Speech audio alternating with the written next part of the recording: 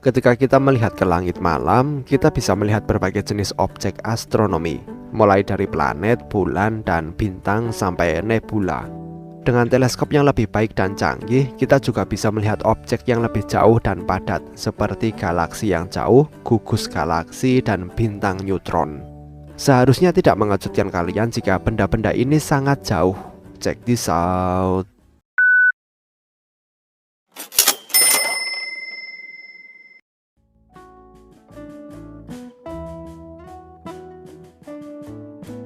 Teori relativitas Einstein menyiratkan jika ketika kita melihat objek yang jauh, kita melihat versi historisnya. Karena cahaya membutuhkan waktu untuk mencapai kita karena kecepatannya yang terbatas. Jadi ketika kita mengamati objek yang jauh, sebenarnya kita sedang mengintip lebih jauh ke masa lalu. Misalnya, cahaya dari matahari membutuhkan waktu 8,5 menit untuk mencapai kita. Jadi kita melihat matahari versi 8,5 menit, bukan matahari dalam keadaan saat ini dan langsung. Jika matahari tiba-tiba meledak, kita baru akan mengetahuinya setelah lebih dari 8 menit berlalu. Sama seperti cahaya dari Large Magellanic Cloud atau LMC. Itu membutuhkan waktu sekitar 200.000 tahun untuk mencapai bumi. Jadi LMC yang saat ini kita amati berusia sekitar 200.000 tahun. Dalam hal ini, cahaya membutuhkan waktu lebih lama untuk mencapai bumi karena jaraknya yang sangat jauh dibandingkan dengan matahari. Oleh karena itu, saat ini kita melihat versi LMC yang lebih tua daripada matahari. Ini berlaku untuk semua objek di alam semesta. Apalagi jika pengukuran jarak dalam satuan tahun cahaya, angka itu juga merupakan waktu yang dibutuhkan cahaya dari objek itu untuk mencapai kita.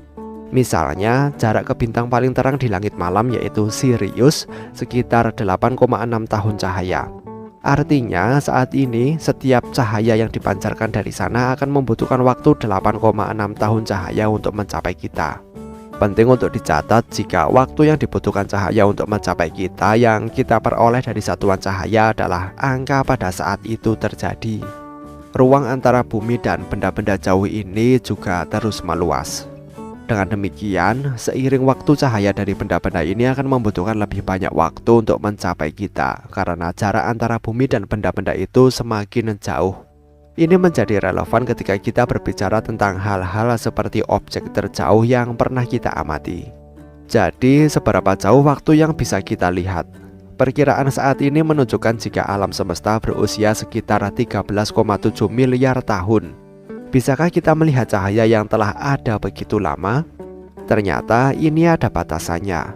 Kita tidak bisa melihat cahaya yang berusia 13,7 miliar tahun yang terbentuk pada saat Big Bang atau selama periode segera setelahnya Big Bang terjadi.